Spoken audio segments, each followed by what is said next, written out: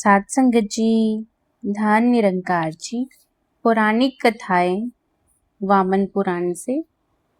विश्व में भारतवर्ष को तपोभूमि कहा जाता है। इसे ही विश्व गुरु का आदर प्राप्त है।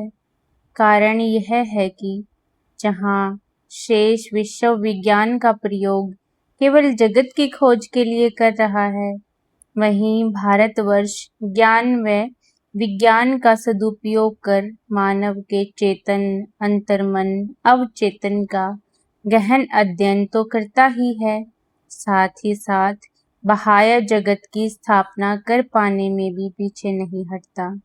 यहाँ के ऋषि मुनियों ने ज्ञान विज्ञान का दर्शन कर उसे कुंभ व महाकुंभों के अवसरों पर संग्रहित करना प्रारंभ कर दिया था।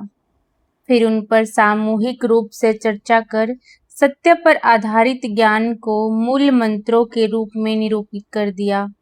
इन्हें ही वेदों में रच दिया गया, जिन्हें केवल वही लोग समझ सकते थे जिन्हें व्याकरण, छंद, ज्योतिष शास्त्र, न्याय, मीमांसा, पुराण, दर्शन एवं धर्म शास्त्र का भी पूरी तरह ज्ञान हो। अर्थात मामूली ज्ञान रखने वाले वेदों को कदापि नहीं समझ पाएंगे। इसलिए पुराणों का लिखना प्रारंभ हुआ। उदाहरण के लिए वेदों में श्लोक हैं, सत्यवंत अर्थात सत्य बोल। पुराणों में सत्य पर स्थिर रहने वाले राजा हरिश्चंद्र की कथा है, जिसमें सत्य बोलने वाले राजा को प्रारंभ में दुखों को झेलना पड़ता है, परंतु अंत में उसी का सत्कार होता है। कई लोग तो मानते हैं कि बिना पुराणों को समझे वेद समझ ही नहीं आ सकते। पुराण जहाँ वेदों में व्याप्त ज्ञान के अलग अलग भागों की सरल व्याख्या बतलाता है, वही ज्ञान विज्ञान, भूगोल, इतिहास तथा दर्शन शास्त्र आदि का सरल व सजग व ग्राह्य ज्ञान अर्जित करता है। पुराण गिनती में 18 इस प्रकार हैं: ब्रह्म पुराण, पद्म पुराण, विष्णु पुराण, शिव पुराण, श्रीमद्भागवत पुराण, नारदीय पुराण, मार्कंडेय पुराण, अग्नि पुराण, भविष्य पुराण, ब्रह्म नैवर्तक पुराण, नरसिंह पुराण, वाराह पुराण, स्कंद पुराण, वामन पुराण, कूर्म पुराण, मत्स्य पुराण, गरुड़ पुराण व ब्रह्मांड पुराण।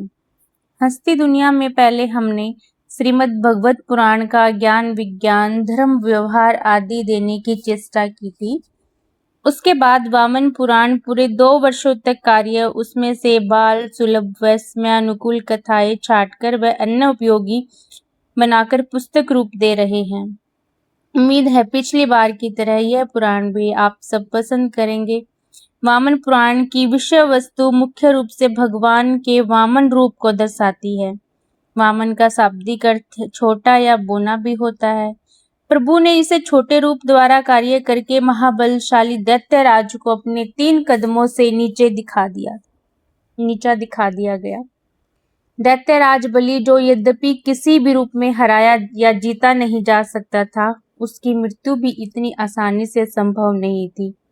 उसने अनेक वरदान प्राप्त किए हुए थे। अब वह विश्व विजयी होने के लिए निरंतर अश्वमेध यज्ञ कर रहा था। उधर देवताओं में हाहाकार मच जाता था। वे दौड़कर भगवान की स्तुति करते। इंद्र कहते, भगवान आप ही सर्वशक्तिमान हो, आपसे कुछ भी छिपा नहीं है। यदि राक्षस राज का दाव सीधा पड़ गया तो वह स्वर्ग का अधिकारी हो जाएगा, तब तो अनर्थ हो जाएगा। आप कृपा कर हमें उस राक्षस राज से छुटकारा दिलाए। यद्यपि प्रहलाद के पोते बलि से इंद्र को ऐसा कोई संकट नहीं था, फिर भी विष्णु जी की स्तुति कर राजा बलि ने विष्णु जी से कहा, हे भगवान, अपने सभी की मर्यादा बांधी हुई है, परंतु राजा बलि अपने मर्यादा भंग कर रहा है, इसलिए आप उसे धरती व पाताल तक ही सीमित रहने को बाध्य करें, ताकि वह अपनी मर्यादा में रहे। विष्णु जी ने वामन रूप धारण कर राजा बलि को हराकर विश्व को बता दिया कि जो कार्य मनुष्यों के लिए कठिनतम हो जाता है उसे भी भगवान बोने से रूप द्वारा आसानी से कर डालते हैं। यहाँ इस पुराण में वामन अवतार रूप धारण कर प्रभु ने 3 बातों की सीख मुख्य तौर पर दी है। एक, मनुष्य का वास्तविक कार्य है प्रभु के दर्शन करना व स्वयं इसमें समा जाना।